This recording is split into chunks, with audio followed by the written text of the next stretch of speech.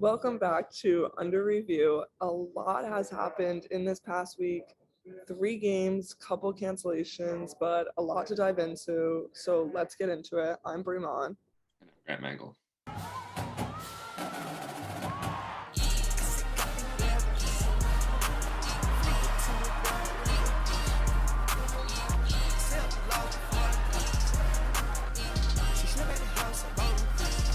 Before we get into anything that happened this coming week, do you have any post-game thoughts from Seton Hall or St. John's?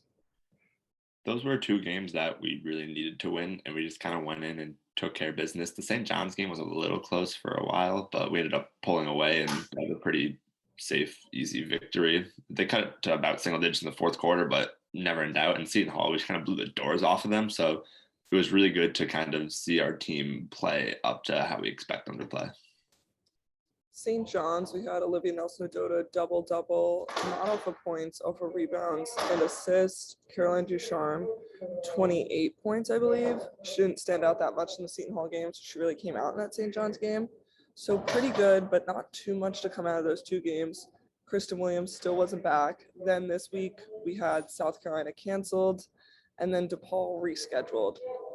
Depaul's always a team that I feel like is underestimated, especially just being in the Big East, but they came out pretty good in that game. Yeah, I mean, UConn did their classic take the lead early and then give it right back, which we've seen all season long, which is turning into a problem, but they were able to overcome that.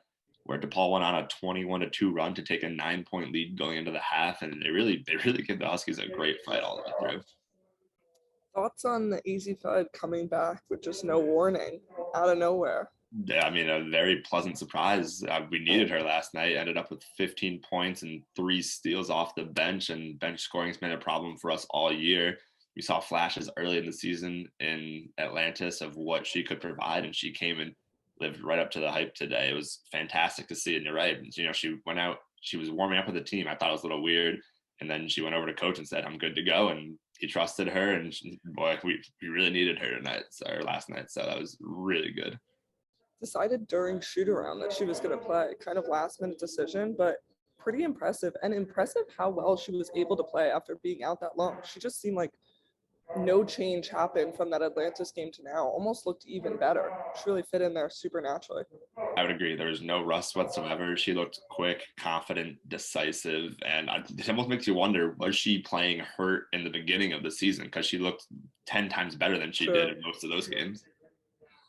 Similarly, Christyn Williams came back, and she was pretty well too. There was no difference there. She was able to start the game. I think Ono did a really good job, although we did get into a little bit of foul trouble. The refs were calling a lot more on the UConn side than Depaul, but still, that may be a worry for the future of UConn basketball. Additionally, are there any other things you're seeing that you feel like are things that we still need to work through? Right now, I mean, getting AZ back helps our 3-point shooting a lot. We were up around 40% yesterday, which is a really good mark to be around. Free throws, we were 50% in total, so we still gotta, get that number up a little higher. Can't be around 50%, especially in a close game like this one. That could be the difference between winning and losing.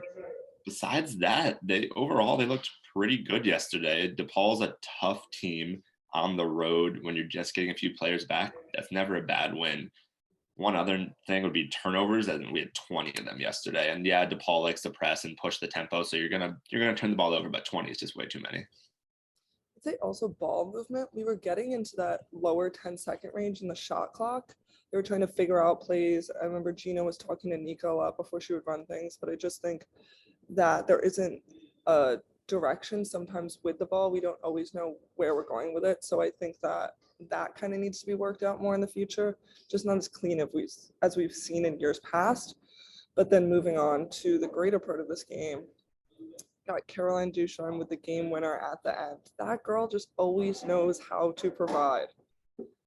Yeah, you listen to Coach Oriema's post-game interview right down on the court there. They asked him if the play was drawn up for her, and he said, yeah, it was for her, but that's not how they drew it up. And it ended up getting into her hands, and she did what she did best and attacked the rim, got it to go, and just found a way to win the game for the Huskies in a game they needed pretty badly.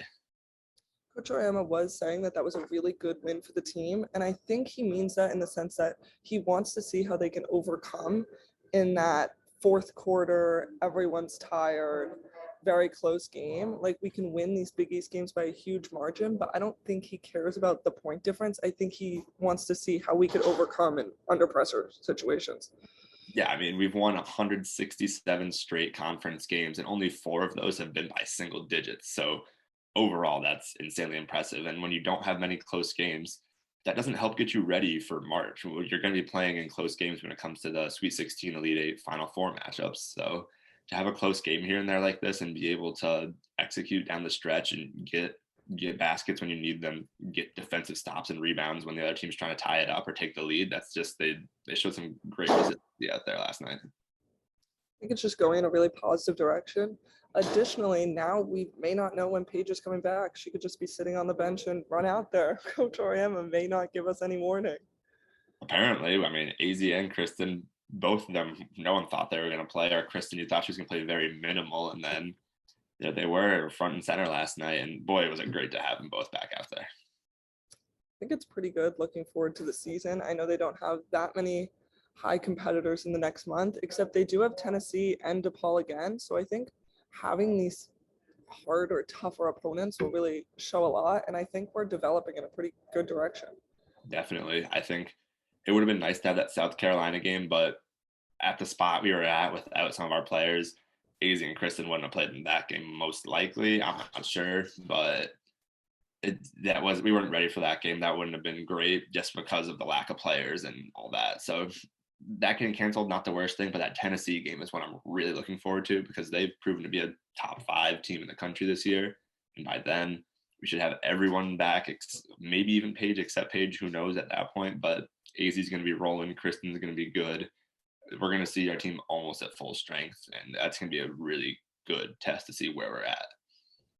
I think this game really bolstered our confidence, even though it was only a difference of a couple points. I think just knowing that we could pull it off really helped a lot. And kind of knowing that South Carolina game is unknown right now, how it would have turned out, I think really creates an interesting lead up to the tournament to see if there would be a matchup in the future. I agree. We already lost them in Atlantis.